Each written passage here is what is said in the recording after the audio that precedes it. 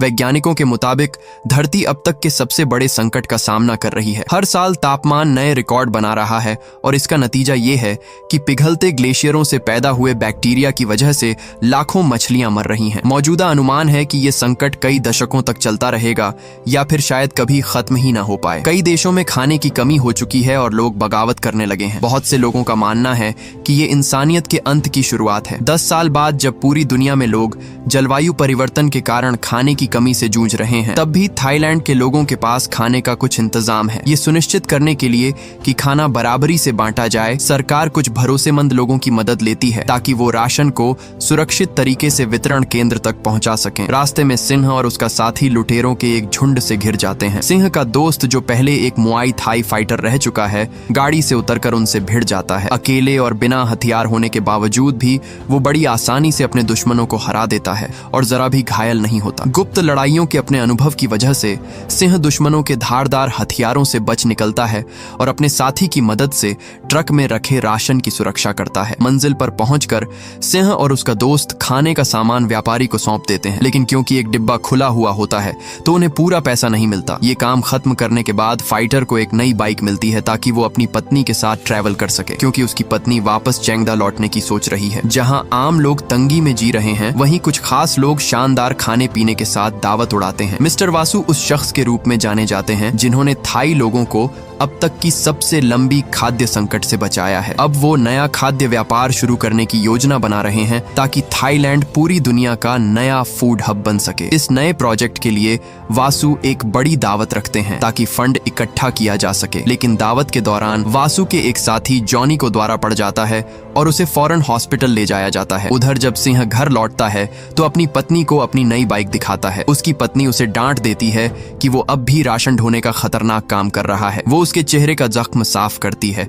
और फिर खुद अपने काम के लिए तैयार हो जाती है। हॉस्पिटल पहुंचकर रेन को जल्दी समझ आ जाता है कि आज रात बाकी दिनों से ज्यादा व्यस्त है। मरीजों की देखभाल करते समय उसके साथ एक छोटा बच्चा रहता है जो एक दिन डॉक्टर बनने का सपना देखता है। वो रेन की सबसे अच्छी दोस्त का बेटा है, इसलिए रेन भी उसका खास ख्याल रखती है। लेकिन उसी शाम रेन को कुछ घंटों के लिए उससे अलग होना पड़ता है क्योंकि उसका एक ऑपरेशन का अपॉइंटमेंट होता है। जैसे ही वो सर्जरी शुरू करने वाली होती है, हॉस्पिटल का डायरेक्टर आकर उसे रोक देता है और कहता है कि मरीज का ऑपरेशन करने के लिए किसी और को भेजा गया है। रेन हॉस्पिटल की सबसे अच्छी डॉक्टर है, इसलिए डायरेक्टर उसे मिस्टर वासु से मिलने भेजता है ताकि वो उनकी बीमार पत्नी की हालत के बारे में बात कर सके। इस बीच जिस मरीज का ऑपरेशन रेन को करना था, उसे लगातार दौरे पड़ रहे हैं और पूरी मेडिकल टीम उसे संभाल नहीं पा रही। आखिरकार जॉनी ये झेल नहीं पाता और कुछ मिनटों बाद उसकी आंखें काली पड़ने लगती हैं। अचानक वो उठता है और उस नर्स पर हमला कर देता है जो उसका खून जांच रही थी, ये पता लगाने के लिए कि उसकी हालत क्यों बिगड़ी। नर्स को मारने के बाद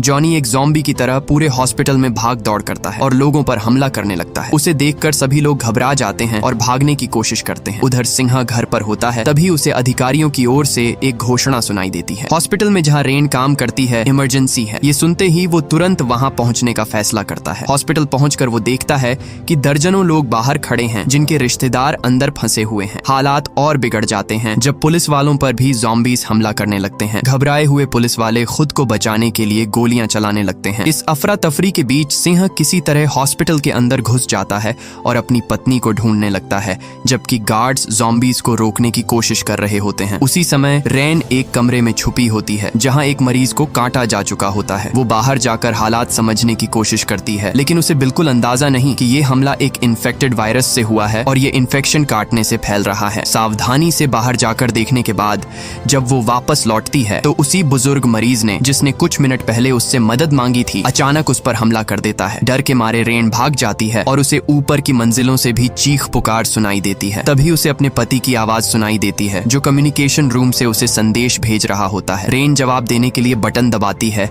लेकिन अचानक बिजली चली जाती है और वो अपनी लोकेशन बताने में नाकाम रहती है। सिंह समझ जाता है कि सभी इलेक्ट्रॉनिक डिवाइसेस बंद हो चुके हैं, इसलिए अपनी पहली योजना छोड़कर वो खुद ही रेन को ढूंढने निकल पड़ता है। जैसे ही वो दरवाजा खोलता है, सामने से एक ज़ॉम्बी उस पर टूट पड़ता है। सिंह उससे लड़ने की कोशिश करता है, लेकिन जल्दी समझ जाता है कि मुक्कों से वो इसे हरा नहीं पाएगा। फिर वो एक टेलीफोन की तार पकड़ता है और उसे ज़ॉम्बी के शरीर पर लपेटकर गिरा देता है। कॉरिडोर पार करने की कोशिश में सिंह का सामना दर्जनों ज़ॉम्बीज से होता है, लेकिन वो अपनी मुई थाई मार्शल आर्ट की जबरदस्त मुक्केबाजी से उन्हें पीछे धकेलता हुआ सीढ़ियों तक पहुंच जाता है। इसी बीच उसे एक छोटे लड़के की चीख सुनाई देती है। सिंह तुरंत वापस लौटने का फैसला करता है, क्योंकि उसे पता है कि एक बच्चा इस हॉस्पिटल में अकेले कभी भी जिंदा नहीं बच पाएगा। वो देखता है कि एक ज़ॉम्बी लड़के की ओर रेंग रहा है। बच्चा छिपने की कोशिश करता है, लेकिन ज़ॉम्बी बिस्तरों के नीचे से रेंगते हुए उसकी ओर बढ़ जाता है। जैसे ही ज़ॉम्बी बच्चे को पकड़ने वाला होता है, सिंह वहां आ जाता है और उसे खींचकर बड़ी यानी कि उस बच्चे से दूर कर देता है। बड़ी के इशारे पर सिंह को समझ आता है कि इन राक्षसों को खत्म करने का असली तरीका है उनके सिर पर निशाना साधना। इसके बाद वो पूरे जोर से उनकी खोपड़ी तोड़ने पर फोकस करता है और आखिरकार उस ज़ॉम्बी को मार गिराता है। इसके बाद सिंह बच्चे से पूछता है कि क्या वो डॉक्टर रेन को जानता है। बड़ी बताता है कि वो उसकी सबसे अच्छी दोस्त है। ये सुनकर सिन्हा उससे हॉस्पिटल में रास्ता दिखाने की मदद मांगता है। बड़ी उसे सीधे उस डिपार्टमेंट में ले जाता है जहां उसकी माँ काम करती है। उधर हॉस्पिटल के बाहर थाई आर्मी ऑफिसर्स एक नया फैसला करते हैं, जो भी इंसान हॉस्पिटल से बाहर आएगा उसे मार दिया जाएगा ताकि इन्फेक्शन बाहर न फैल सके। हालात का गहराई से अंदाजा लगाने के बाद अधिकारी आदेश देता है कि पूरे हॉस्पिटल को ही उड़ा दिया जाए ताकि बैंकॉक की पूरी आबादी को इस महामारी से बचाया जा सके। सरकार को समझाने के बाद सैनिकों की एक टीम इमारत के चारों ओर बम लगाने पहुंच जाती है। इसी बीच रेन पैथोलॉजी डिपार्टमेंट पहुंचती है और वहां सीसीटीवी कैमरों वाला कंट्रोल रूम देखती है, लेकिन दरवाजा बंद होता है। वो सिक्योरिटी चीफ की कमर से चाबी निकालने की कोशिश करती है, तभी उस पर हमला हो जाता है। बड़ी मुश्किल से खुद को छुड़ाकर वो दरवाजा खोल लेती है। अंदर घुसते ही वो एक आलमारी दरवाजे के सामने खिसकाकर रास्ता ब्लॉक कर देती है। जब वो कैमरों की फुटेज देखती है तो उसे पता चलता है कि हॉस्पिटल के अंदर कहीं भी कोई जगह सुरक्षित नहीं है। उधर जब बड़ी अपनी माँ के ऑफिस पहुंचता है तो नोटिस बोर्ड पर देखता है कि रेन का एक ऑपरेशन 5वीं मंजिल पर तय है। दोनों वहीं जाने के लिए निकलते हैं, लेकिन तभी ज़ॉम्बीज का बड़ा झुंड उनके पीछे पड़ जाता है। किसी तरह भागते हुए वो एक कमरे में घुसते हैं जहां एक नौजवान लड़का अपने बीमार पिता के साथ बैठा होता है। अब जिंदा बचने की कोई उम्मीद न देखकर वो लड़का अपने ही शरीर में मौजूद एक जहर जैसी चीज का इस्तेमाल करता है ताकि वो खुद ही अपने आप को खत्म कर दे और ज़ॉम्बी बनने से बच जाए। जैसे ही ज़ॉम्बीज कमरे में घुसने ही वाले होते हैं, सिंह फौरन एक दूसरा रास्ता चुनता है और बड़ी के साथ हॉस्पिटल